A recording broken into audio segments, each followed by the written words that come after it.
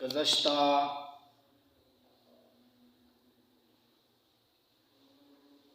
تقریباً 2-2.5 ماہ سے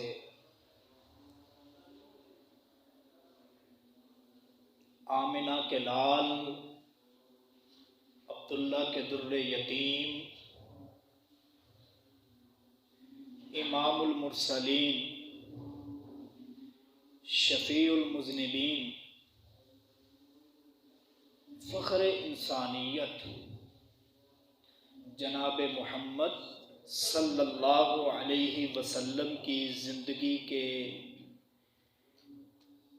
احوال آپ کے سامنے بیان کیے جا رہے ہیں۔ آپ نے سنا کہ میرے نبی جب دنیا میں نہیں آئے تھے تب انسانیت کتنی جہالت کی دلدل میں پھنس چکی تھی۔ اس قدر جاہل، مشرک، کافر اور ظالم ہو چکے تھے کہ رب کا قرآن دہائیاں دینے لگتا ہے کہ کنتم علی شفا حفرۃ من النار، کہ اوے مکہ والو، آج تم بڑی بڑھ کے مارتے ہو، اپنی سرداری پہ ناز کرتے ہو، اکڑتے ہو، تکبر ہے، غرور ہے، بغض ہے، حسد ہے، عناد ہے، پھڑپڑاہٹ ہے، کسی کو برداشت نہیں کر سکتے۔ اپنی اوقات پہ دیکھو، تمہاری اوقات یہ تھی کہ کنتم علی شفا حفرۃ من النار، تم تو جہنم میں گرنے والے تھے، تم تو جنت سے اتنی دور تھے کہ میں خود اللہ کہنے لگا کہ تمہارے مقدر میں جنت کیا، اس کی خوشبو بھی نہیں ہے، تم تو جہنم کی ان وادیوں میں گرو گے کہ جہاں پینے کے لیے تمہیں تمہارے ہی بدن سے نکلنے والی پیپ دی جائے گی، جہاں تمہیں ایسے جوتے پہنائے جائیں گے۔ اللہ، نبی پاک صلی اللہ علیہ وسلم کی حدیث ہے کہ جو جہنم کا سب سے کم ترین عذاب جس بندے کو ہوگا وہ کیا عذاب ہوگا کہ اللہ اس بندے کو جہنم کے جوتے پہنائے گا، اور وہ جوتے پہننے کی وجہ سے اس کا سر اس قدر ابالیاں مار رہا ہوگا جس طرح گرم ہنڈیا کے اندر پانی ڈال دیا جائے، نیچے سے آگ لگا دی جائے، جس طرح ہنڈیا کے اندر پانی ابالیاں مارتا ہے، اسی طرح جہنم کے جوتے پہننے کی وجہ سے اس کا سر ابالیاں مارے گا۔ آپ خود اندازہ لگائیں، یہ وہ عذاب ہے جو سب سے کم ترین ہے، جو سب سے کہہ رہے ہیں خوش قسمت جہنمی ہوگا، اور خود حساب لگائیں جو اس سے اوپر والے ہوں گے ان کا کیا حال ہوگا۔ اللہ سے دعا ہے اللہ مجھے اور آپ کو سیدھا جنت میں داخلہ نصیب فرمائے، اللہ جہنم کی طرف ہمارا خیال بھی نہ لے کر جائے، اللہ ہمیں ان لوگوں میں شامل فرمائے کہ میرے نبی نے فرمایا قیامت کے دن کچھ لوگ پرسرات سے اس طرح گزریں گے جس طرح ہوا گزر جاتی ہے۔ اللہ سے دعا ہے اللہ میرا اور آپ کا حشر ان لوگوں میں کرے کہ جو نامہ اعمال دیں گے تو قرآن کہتا ہے فَسَوْفَ يُحَاسِبُ حِسَابًا يَسِيرًا، جب ان کو حساب کے لیے پیش کیا جائے گا پاس ہو جائیں گے، وَيَنْقَلِبُ إِلَىٰ أَهْلِهِ مَسْرُورًا، وہ اپنے ساتھیوں کے ساتھ ہنسی خوشی رہنے لگے۔ کہنے کا مقصد یہ ہے کہ میرے نبی کی زندگی سے پہلے اس طرح کے حالات تھے کہ اللہ قرآن میں کہتا ہے وہ تو جہنم میں گرنے والے تھے، میرا نبی آیا انہیں جہنم کے راستے سے نکال کر جنت کے راستے پہ ڈال دیا۔ یہ احوال چل رہے تھے۔ آپ نے سنا میرے نبی کی پیدائش ہوئی تو پھر کیا ہوا، میرے نبی کی تجارت، میرے نبی کا نکاح، یہ ساری چیزیں آپ نے سنی۔ گزشتہ جمعے میں نہ آ سکا تو موضوع وہ رہ گیا، وہ آج بیان ہوگا۔ موضوع تھا کہ نبی پاک صلی اللہ علیہ وسلم نبوت ملنے سے پہلے کس طرح کے عقائد اور نظریات کے حامل تھے؟ کیا جس طرح ابو جہل 360 بتوں کے آگے اپنی پیشانی کو جھکاتا تھا، کیا میرے نبی بھی جھکاتے تھے؟ استغفر اللہ، نعوذ باللہ، معاذ اللہ۔ کیا جس طرح اولاد کی طلب کے لیے در بدر مشرک اور کافر ٹھوکریں کھایا کرتے تھے، کیا میرے نبی بھی ایسے کرتے تھے؟ کہ جس طرح رزق کی تنگی ہو گئی، رزق کے اندر اللہ تعالیٰ نے آزمائش کے طور پر آفاقے ڈال دیے، تو کیا میرے نبی بھی دوسروں کی طرح غیروں کی چوکھٹوں پہ جاتے تھے؟ نعوذ باللہ۔ آج دیکھتے ہیں کہ میرے نبی کن عقائد کے حامل تھے، کیسے نظریات تھے۔ سب سے پہلے جو سمجھنے والی بات ہے وہ آپ سمجھیں کہ انبیاء کی جو جماعت ہے، ان کے اندر ایک خصوصیت ایسی ہے کہ وہ ہر نبی ہر رسول میں تھی۔ مثال کے طور پر کچھ نبی ایسے تھے جو فصاحت کے اعتبار سے بہت آگے تھے، جیسے حضرت موسیٰ علیہ السلام اللہ سے دعا کی، رب اشرح لی صدری ویسر لی امری واحلل عقدۃ من لسانی یفقہوا قولی۔ اے اللہ مجھے فصاحت و بلاغت کی صفات عطا فرما۔ اللہ نے اتنا فصیح اللسان بنا دیا کہ فرعون کو للکار رہے ہیں جو خدائی کا دعویٰ کرتا تھا۔ حسن کی صفت، حضرت یوسف ذرے فرشتہ انبیاء میں تھے۔ اسی طرح ہر نبی کے اندر کوئی ایسی صفت تھی جو دوسرے نبیوں میں نہیں تھی، لیکن ایک صفت ایسی ہے جو اللہ نے ہر نبی اور ہر رسول کو عطا کی تھی۔ وہ صفت ہے گناہوں سے پاک ہونا، وہ صفت ہے گناہوں کے نزدیک جانے کا سوچنا بھی نہ۔ ایک تو ہوتا ہے نا کہ گناہ کی لذت کا دل کے اندر آ جانا، گناہ کی طرف رغبت ہو جانا، گناہ ہونا نہ رغبت ہو جانا۔ مثال کے طور پہ مجھے کوئی آفر کرتا ہے کہ مولوی صاحب یہ 20,000 لے لو اور میرا فلاں کام کروا دو، وہ رشوت کے طور پہ دے رہا ہے۔ اب میں لیتا ہوں یا نہیں لیتا یہ بات کا معاملہ ہے، لیکن میں سوچتا ہوں یار 20,000 آ رہا ہے، لے لے، اپنا فائدہ ہی نہ ہے۔ یہ ہوتا ہے سوچنا۔ ایک ہوتا ہے گناہ کر گزرنا، جب میں 20,000 لے لوں گا تو وہ گناہ ہو جائے گا، لیکن جب تک میں نے لیا نہیں اس کے بارے میں سوچ لگا ہوں، ابھی گناہ میں نے کیا نہیں۔ انبیاء کو اللہ نے گناہ کرنا تو دور کی بات ہے، اللہ نے گناہ کی سوچ سے بھی محفوظ فرمایا۔ اس کی میں ایک مثال دیتا ہوں قرآن کی۔ اللہ کہتا ہے قرآن کے اندر زلیخا نے حضرت یوسف کو پھسلانے کی کوشش کی، وغلقت الابواب، سارے دروازے بند کر دیے، کوئی دیکھنے والا نہیں ہے۔ پھر حضرت یوسف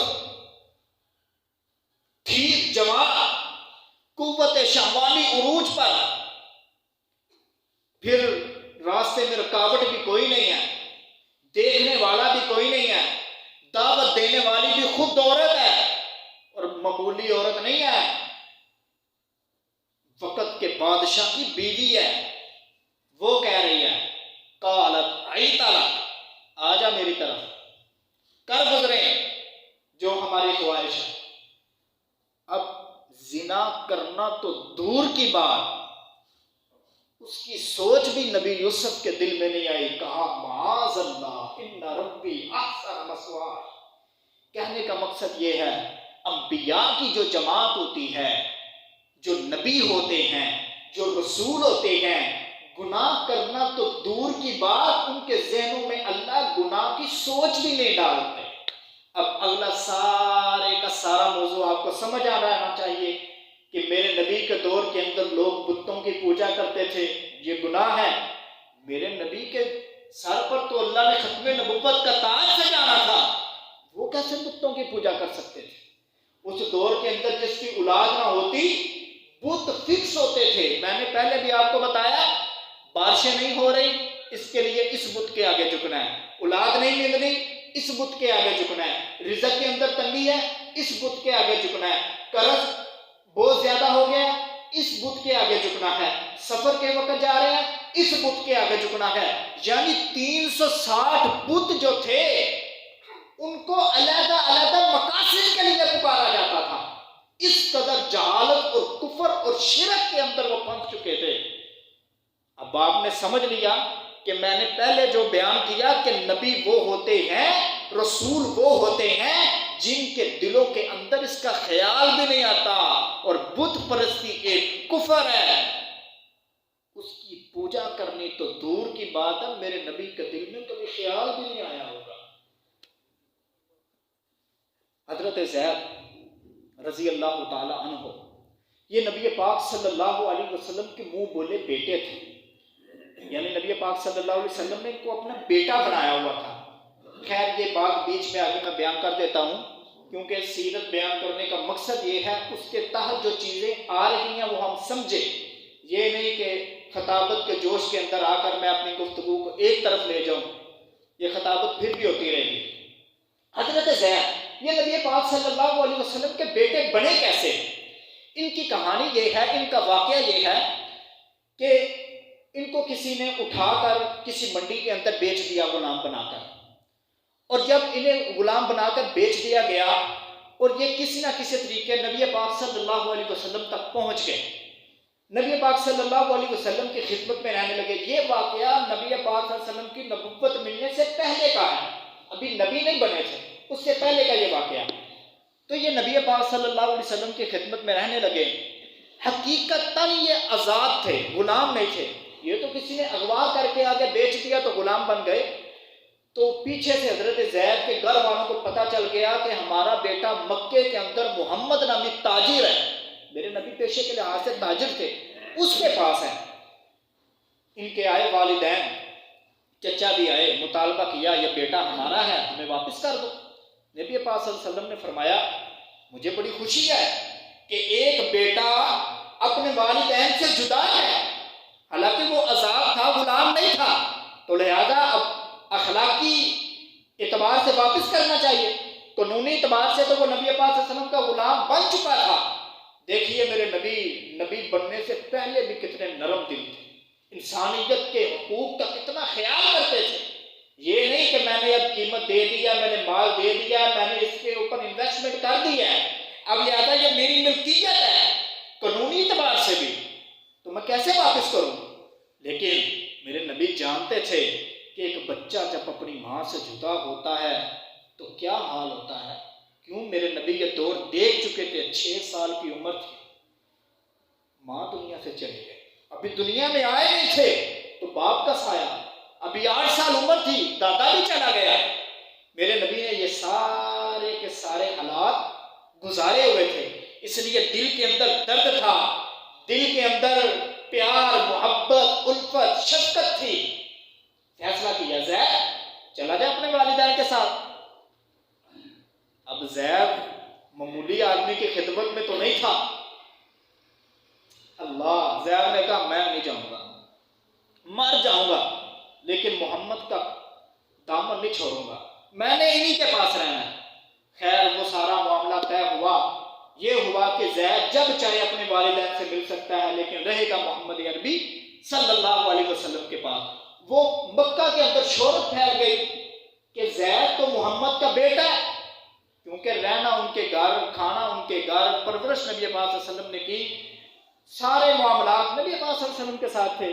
تو یہ بات پھیل گئی کہ زید بن محمد، اصل میں کیا تھا زید بن حارثہ، لیکن لوگوں کے اندر کیا مشہور ہو گیا زید بن محمد، جس سے منہ بولا بیٹا کہا جاتا ہے۔ خیر جب اللہ تعالیٰ نے نبوت سے سرفراز فرمایا، نبی بنے، تو حضرت زید وہ تھے جو اولین نبی پاک صلی اللہ علیہ وسلم کے اوپر ایمان لانے والے تھے۔ انشاءاللہ آئندہ جمعے اس بات کا بھی تذکرہ ہوگا کہ کون لوگ تھے جنہوں نے سب سے پہلے میرے نبی کی آواز پہ لبیک کہا تھا۔ حضرت زید رضی اللہ تعالیٰ عنہ، ان کو زید بن محمد کہا جانے لگا۔ جب اللہ نے نبی بنا دیا تو قرآن نازل ہو گیا، فلما قضا زید منہا وطرا زوجناکہا، اے نبی جو زید کی بیوی ہے آپ اس سے نکاح کریں۔ اب مکہ کے اندر تو یہ رواج ہی نہیں تھا، منہ بولے بیٹے کی بیوی بھی سگی بہو ہی سمجھی جاتی تھی، منہ بولا بیٹا بھی سگا بیٹا ہی سمجھا جاتا تھا، منہ بولا بیٹا بھی وراثت کا حقدار ہوتا تھا۔ اب نبی پاک صلی اللہ علیہ وسلم پریشان کہ ایک طرف اللہ کا حکم ہے اور دوسری طرف زمانہ کیا کہے گا اگر میں نے زید کی بیوی سے نکاح کر لیا؟ لیکن میرے اللہ نے یہ غلط رسم کو توڑنا تھا۔ میرے اللہ نے کہا محمد یہ رسم کو توڑنا تیرا کام ہے، اس کے بدلے میں جو تجھے میں نوازوں گا نا تیری سوچ بھی نہیں ہوگی۔ آگے چل کر اللہ فرماتا ہے ان اللہ وملائکتہ یصلون علی النبی یا ایھا الذین آمنوا صلوا علیہ وسلموا تسلیما۔ اب مفسرین نے یہاں پر ایک بات لکھی کہ اس آیت کے نازل ہونے سے پہلے جو آیات ہیں اس کے اندر جو کچھ بیان ہو رہا ہے اور اس آیت کے بعد جو کچھ بیان ہو رہا ہے یہ ماں قبل اور ماں بعد کا اس آیت کے ساتھ کوئی تعلق ہی نہیں بنتا۔ پہلے کیا بیان ہو رہا ہے کہ منہ بولا بیٹا یہ رسم اچھی نہیں ہے، اور بعد میں کیا بیان ہو رہا ہے بیٹیوں بیٹے یہ مسائل، ایک آدمی کتنے نکاح کر سکتا ہے یہ مسائل۔ درمیان میں اللہ کہہ رہا ہے کہ یا ایھا الذین آمنوا صلوا علیہ وسلموا تسلیما، اے لوگوں محمد کے اوپر درود بھیجا کرو، سلامتیاں بھیجا کرو۔ یہ کیوں کہا؟ ایک مفسر نے اس کا جواب دیا اور کیا خوب جواب دیا۔ جواب یہ دیا، وہ مفسر لکھتے ہیں کہ اس آیت سے پہلے اللہ نے ایک رسم توڑوائی ہے محمد کے ہاتھوں سے، اپنے نبی کے ذریعے سے ایک گندی رسم کا خاتمہ کیا ہے۔ اس خاتمے کے بدلے کے اندر نبی پاک کے دل میں یہ خلش آ رہی تھی کہ زمانہ کیا کہے، لوگ کیا کہیں گے۔ میرے اللہ نے کہا محمد لوگ کیا کہیں گے یہ اپنے دل سے خیال نکالنا تیرا کام ہے، بندے کی زبان پر تجھ پر درود شریف پڑھوانا میں رب کا کام۔ یہ مقصد تھا، ادھر سے رسم تڑوائی، ادھر اللہ تعالیٰ نے میرے محمد پر سلامتیوں کے انبار لگا دیے۔ ہمارے لیے کیا سبب ہے؟ آج اگر کسی کے پاس اولاد ہوتی ہے یہ بات سمجھ لیں، یہ بڑے مسائل ہیں آج کل، یہ میری ذمہ داری ہے، میرے منصب کی یہ فرضیت ہے کہ میں آپ کو یہ باتیں بتاؤں، اس میں کوئی شرم اور عار کی بات نہیں ہے۔ آج کسی کی اولاد نہیں ہوتی، وہ کسی کا بیٹا لے لیتے ہیں، یاد رکھیے گا اس کے اندر شریعت آپ کو روکتی نہیں ہے، لیکن کچھ چیزیں ایسی ہیں جن کو ہم نے دیکھنا ہے۔ مثال کے طور پر اب میاں بیویاں اولاد نہیں ہیں، میاں نے اپنے بھائی کا بیٹا لے کر رکھ لیا، بھتیجا سگا، اب اس نے رکھ لیا، وہ جوان ہوگا ایک دن، وہ ایک دن بالغ ہوگا، قوت شہوانی اس کے اندر آئے گی، لیکن وہ اپنی چچی کے ساتھ رہ رہا ہے جس کو وہ اپنی منہ بولی ماں کہہ رہا ہے، یہ رشتہ جائز نہیں ہے، اس کے لیے وہ نامحرم ہے۔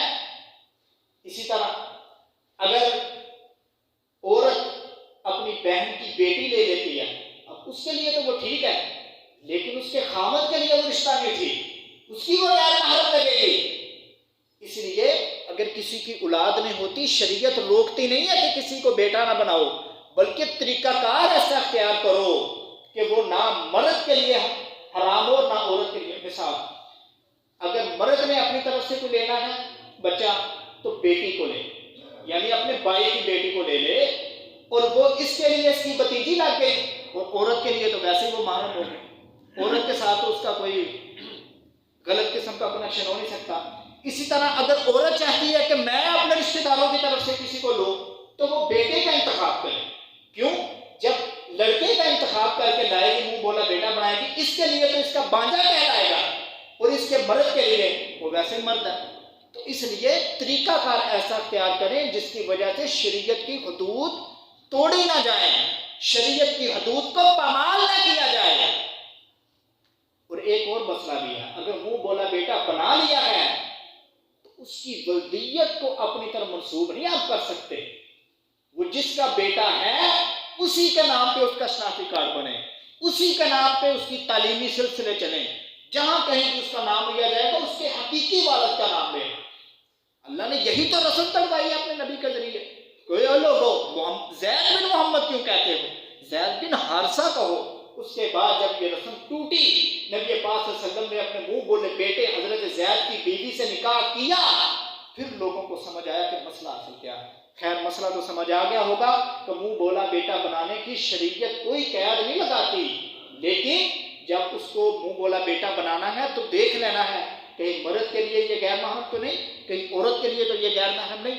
خیر حضرت زید رضی اللہ تعالیٰ عنہ فرماتے ہیں کہ نبی پاک صلی اللہ علیہ وسلم کے ساتھ ایک مرتبہ میں بیت اللہ کا طواف کر رہا تھا اور 360 بت ادھر نصب تھے۔ کتنے؟ 360 بت۔ ہر دن ایک کی صرف پوجا کی جائے نا، پھر دوسرے دن دوسرے کی، پھر تیسرے دن تیسرے کی، جس کی پہلے دن کی تھی اس کی باری آئندہ 1 سال کے بعد آئے گی۔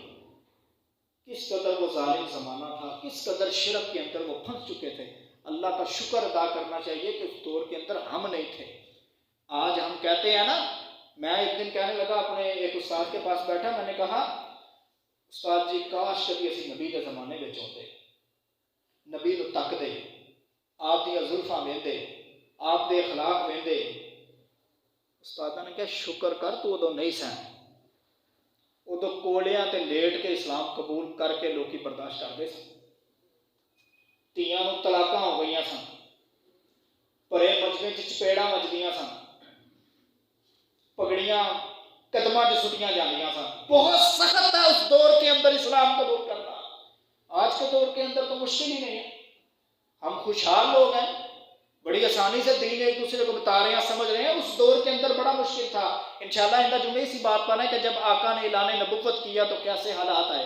خیر حضرت زید فرماتے ہیں ہم کعبہ کا طواف کر رہے تھے تو ایک بت تھا، اصاف اس کا نام تھا، اور ایک تھا نائلہ۔ یہ 2 بت سارے بتوں کے سردار کہلاتے تھے، اور جو بندہ بھی ان کے پاس گزرتا اس کے لیے لازم تھا ان کے آگے جھکنا ہے۔ تو نبی پاک صلی اللہ علیہ وسلم طواف کر رہے تھے کعبہ کا، یہ تو شروع سے چلتا آ رہا تھا بیت اللہ کا طواف۔ یہ تو مسلمانوں کی پرانی روایت، یہ نہیں کہ جب ہماری امت آئی تو پھر شروع ہوا، یہ حضرت ابراہیم کے دور سے تھا۔ تو نبی پاک صلی اللہ علیہ وسلم تو اپنے دادا حضرت ابراہیم کے طریقے پر تھے، تو یہ طواف کر رہے تھے تو حضرت زید بھی ان کے ساتھ تھے۔ انہوں نے اس بت کے آگے اپنا سر ٹیک دیا، نبی پاک صلی اللہ علیہ وسلم نے منع فرمایا۔ پھر دوبارہ طواف شروع ہوا۔ کہتے ہیں کہ میں نے دیکھا کہ اب دوبارہ ٹیکتا ہوں کیا ہوتا ہے۔ کہتے ہیں جب دوبارہ میں نائلہ نامی بت کے آگے سے گزرنے لگا تو پھر میں نے اپنا سر جھکا دیا، تو نبی پاک صلی اللہ علیہ وسلم نے سختی سے منع فرمایا، فرمایا یہ سروں کا جھکانا یہ صرف ایک اللہ کا حق ہے، اللہ کے سوا کسی کے آگے یہ سر نہیں جھکانا۔ اس سے معلوم ہوتا ہے کہ نبی پاک صلی اللہ علیہ وسلم بت پرستی کو نبوت سے پہلے بھی غلط سمجھتے تھے۔ اور ساتھ ہی حضرت زید فرماتے ہیں نبی پاک صلی اللہ علیہ وسلم نے فرمایا اے زید میں بت پرستی کو ایسے ہی غلط سمجھتا ہوں کہ جس طرح دوسرے انبیاء اس کو غلط سمجھتے تھے۔ کہنے کا مقصد یہ ہے کہ نبی پاک صلی اللہ علیہ وسلم نبوت سے ملنے سے پہلے اس کفر و شرک سے پاک تھے۔ اسی طرح نبی پاک صلی اللہ علیہ وسلم کے سامنے ایک دفعہ غیر اللہ کے نام کی نیاز پیش کی گئی، کھانا پیش کیا گیا۔ عرب کے حالات بڑی غربت والے تھے، اتنا جس طرح آج ہم کہتے ہیں صبح بھی کھایا، دوپہر بھی کھایا، شام بھی کھایا، ٹھیک ہے، اس طرح کے نہیں تھے وہ لوگ۔ صبح کھجور کھا لی، پانی پی لیا، شام کا پتہ نہیں، دوپہر کا پتہ نہیں کہاں سے آنا ہے کہاں نہیں۔ یہ آج رزق اتنی فراوانی ہو گئی ہے کہ ہر گھر کے اندر وافر مقدار میں رزق پڑا ہوتا ہے۔ تو نبی پاک صلی اللہ علیہ وسلم کے سامنے رزق پیش کیا گیا اور فرمایا گیا یہ فلانے بت کے نام پر ہے۔ یہ کہا گیا یہ فلانے بت کے نام پر ہے۔ نبی پاک صلی اللہ علیہ وسلم نے کہا اٹھا لو اس کو، میں صرف وہ کھاؤں گا جو میرے اللہ کے نام کا ہوگا، میرے پیٹ کے اندر صرف وہی رزق اترے گا جو حلال ہوگا اور صرف میرے اللہ کے نام کا ہوگا۔ کیوں؟ نبی پاک صلی اللہ علیہ وسلم کی ایک اور حدیث ہے، فرمایا جو بندہ اپنے پیٹ کے اندر حرام کی کمائی اتارتا ہے، صرف غیر اللہ نہیں آ گیا ادھر، غیر اللہ کے نام کا ہوتا، رشوت کی کمائی ہوتا، سود کی کمائی ہوتا، دھوکہ دے کر کمایا ہوتا، چوری کا مال ہوتا، یعنی کسی بھی طریقے سے حرام ہے وہ، جس پیٹ کے اندر اتر گیا نا، میرے نبی نے فرمایا 40 دن تک اس کی کوئی عبادت قبول ہی نہیں۔ عبادت کے اندر یہ صرف نماز نہیں ہے، صرف روزہ نہیں ہے، حج نہیں ہے، زکوٰۃ نہیں ہے، عبادت کے اندر کی دعائیں بھی ہیں. اب آپ نے حرام کھا لیا، اللہ تعالیٰ ہم سب کو اس سے محفوظ فرمائے. اللہ ہمارے پیٹ کے اندر اس کے حلال کو اتارے. جب تک ہماری روح ہمارے جسم میں ہے، حرام کا ایک لقمہ بھی ہمارے پیٹ میں نہ جائے. لیکن مثال کے طور پر میں اگر حرام کا لقمہ اپنے پیٹ پہ اتار دیتا ہوں، اب 40 دن تک میری کوئی عبادت قبول نہیں ہے. 10 دن گزرتے ہیں، میں کسی مشکل کام میں پھنس جاتا ہوں. میں اللہ سے دعائیں کرتا ہوں، اللہ مجھے اس مشکل سے نکال دے. دعا بھی تو ایک عبادت ہے. میرے نبی نے کہا 40 دن تک کوئی قبول نہیں ہے. روت پیٹ کیوں لایا سی اتھن. اس لیے اس بارے میں غور و فکر کیجیے کہ ہماری جو کمائی ہے وہ کہیں حرام کی تو نہیں. اللہ تعالیٰ نے قرآن پاک میں متعدد جگہ پہ فرمایا کہ انما حرم علیکم المیتۃ والدم ولحم الخنزیر وما اہل به لغیر اللہ. کہیں فرمایا حرمت علیکم المیتۃ والدم ولحم الخنزیر وما اہل لغیر اللہ. 5 سے 6 مرتبہ اللہ تعالیٰ نے فرمایا ہے مسلمانوں تمہارے اوپر خون بھی حرام ہے، تمہارے اوپر خنزیر بھی حرام ہے، مردار بھی حرام ہے، اور غیر اللہ کے نام کی چیزیں بھی حرام ہیں.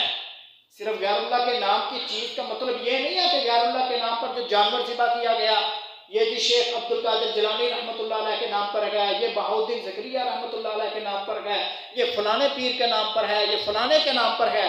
وہ جو چیزیں ہیں وہ حرام ہے. وہ صرف کھانا ہی نہیں آ جاتا، اس میں ہر چیز اس میں آئے گی. مثال کے طور پر یہ گاڑی میں عبد القادر جیلانی صاحب کے نام پر کسی کو گفٹ کرتا ہوں. اب جب تک وہ عبد القادر جیلانی صاحب کے نام پر رہے گی اس پر سوار ہونا بھی حرام ہے، اس پر سفر کرنا بھی حرام ہے، اس سے ہر قسم کا فائدہ اٹھانا حرام ہوگا. کیوں؟ کیونکہ اللہ کے ساتھ اور کو اس میں شریک کر دیا گیا ہے. شیخ عبد القادر جیلانی جیسے اور بھی جتنے اولیاء ہیں جن کو اللہ تعالیٰ کی صفات کے اندر شریک کیا جاتا ہے وہ اللہ کے نیک بندے تھے. مجھے امید ہے کہ اللہ تعالیٰ ان کو بغیر حساب کے جنت دے گا. یہاں سے ایک بات تو کلیئر ہوگی، ہم ولیوں کے منکر نہیں ہیں. اللہ تعالیٰ کی صفات کے اندر ولیوں کو نکالنا یہ کوئی ولیوں کے انکار کی بات تو نہیں ہے. یعنی کہ جو اللہ کا حق ہے، جو اللہ کی صفت ہے، جو اللہ کی خاصیت ہے اس کے اندر کسی کو بھی شامل نہیں کرنا، خواہ وہ خود نبی کریم صلی اللہ علیہ وسلم ہی کیوں نہ ہو. کیا مطلب؟ میں بھی سمجھاتا ہوں. میرے اللہ کی صفت ہے کہ کوئی بھی بندہ مشکل میں پھنسا ہے اس کے علاوہ کوئی اس کو مشکل سے نہیں نکال سکتا. ساری انسانیت مل جائے اس کو کامیاب کرنے میں، میرا اللہ کہے کہ میں نے اس بندے کو ناکام کرنا ہے، سارے نبی ولی سارے مل جائیں اس بندے کو کامیابی دے سکتے ہیں. یار کتنی مثالیں ہمارے سامنے ہیں. حضرت نوح کا بیٹا ان کے سامنے غرق ہو رہا ہے پانی کے اندر. یا بنی ارکب معنا، میرا بیٹا میرے ساتھ سوار ہو جا، ولا تکن مع الکافرین، کافروں جیسا نہ بن. باپ ہے نبی اور بیٹے کو اپنے ساتھ سوار کرنا چاہ رہے ہیں، لیکن میرے اللہ کی مرضی نہیں ہے. حضرت ابراہیم ان کے والد آزر، قرآن نے تذکرہ کیا اس کا. نبی پاک صلی اللہ علیہ وسلم نے فرمایا کل بروز محشر حضرت ابراہیم کے والد پر ان کا سامنا ہوگا اور کہیں گے باپ دنیا کے اندر تو مجھے مان لیتا تو میں تیری سفارش کر دیتا. ابھی یہ مکالمہ چل رہا ہوگا، تھوڑی سی نظر ایسے ہٹے گی حضرت ابراہیم کی، دوبارہ اپنے والد کی پڑے گی، اللہ بچھو جیسی اس کی حالت بنا دے. ابراہیم اس بچھو کا کیا کرنا ہے؟ اللہ بچھو کا کیا کام ہے؟ جہنم میں ہے. کہنے کا مقصد یہ ہے کہ اختیار کس کے ہیں؟ سارے کے سارے صرف ایک اللہ کے ہیں.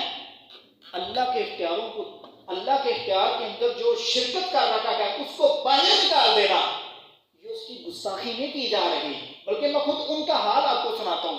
کل قیامت کے دن جب اللہ تعالیٰ ان لوگوں کو سامنے کرے گا اس صف کے اندر کہ جن کو دنیا کے اندر اللہ کی صفات کے اندر شامل کیا جاتا تھا. مثال کے طور پہ ہمارے پاکستان کے اندر شیخ عبد القادر جیلانی، سب کہیں رحمت اللہ علیہ.